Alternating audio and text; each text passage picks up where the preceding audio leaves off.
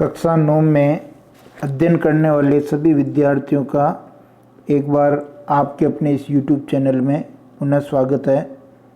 अर्धवार्षिक परीक्षा की हम बात कर रहे हैं। 20 नवंबर 2021 के आदेश के अनुसार अर्धवार्षिक परीक्षा होनी है और उसमें 60% सिलेबस पूछा जाएगा।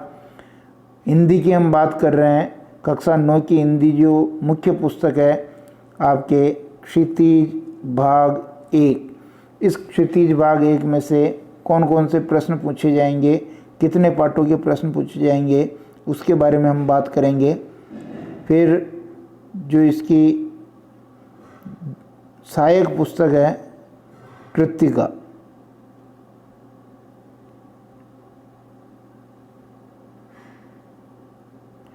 इस कृत्तिका भाग 1 में से भी कौन कौन से प्रश्न पूछे जाएंगे उसके बारे में हम बात करेंगे।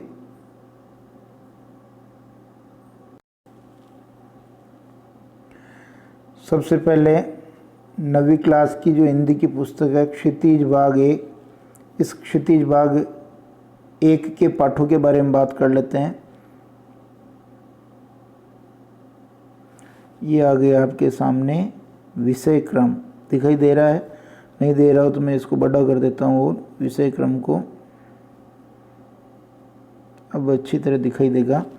गद्य खंड की बात करें, 30% की जो आपकी कटौती हुई थी सिलेबस में, उस 30% में कौन कौन से पाठ हटाए थे? तीसरा और पांचवा पाठ हटा दिया था आपके।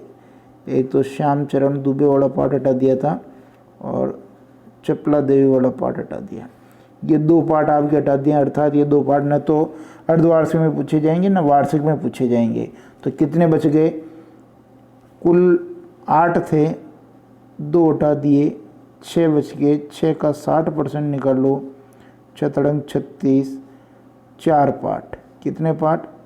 4 पाठ आपके गद्य खंड में से पूछे जाएंगे, पहला, दूसरा, चौथा और छठा। 1 2 4 6, ठीक है। अब काव्य खंड की बात कर लेते हैं। तो काव्य खंड में आपके कुल पाठ है 9 और इनमें से 30% जो कटौती हुई थी उसमें 3 पाठ आपके हटा दिए थे। एक तो 10वां पाठ हटा दिया था लल द्यद वाला, इसके बाद एक केदारनाथ अग्रवाल वाला हटा दिया था 14वां पाठ, इसके बाद एक चंद्रकांत देवताले वाला पाठ हटा दिया था 16वां पाठ। ये 3 पाठ न तो आपके अर्धवार्षिक में पूछे जाने न वार्षिक में पूछे जाने हैं। अब बच गए अपने पास कितने? देखिए कुल थे 9 में से 3 हटा दिए, कितने बच गए? 6 का निकालो 60%, तो आपके निकलेंगे 3.6, अर्थात 4 पाठ। कितने? 4 पाठ। तो 9वां हो जाएगा कबीर, 11वां हो जाएगा रसखान और माखनलाल चतुर्वेदी सुमित्रानंदन पंत। ये आपके 4 पाठ गद्य खंड के, 4 पाठ काव्य खंड के पूछे जाएंगे। कृत्तिका की बात कर लेते हैं अब।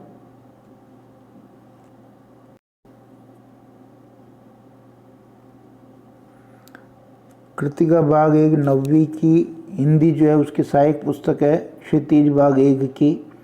इसके पाठों पर बात कर लेते हैं। ये आपके सामने आ गई विषय सूची, दिखाई दे रही है? इसको और बड़ा कर देता हूं मैं, ठीक है। अब इसमें है आपके कुल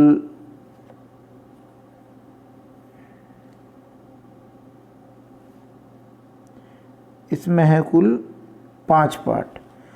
अब 30% की जो कटौती हुई थी उसमें कौन कौन से पाठ हटा दिए थे?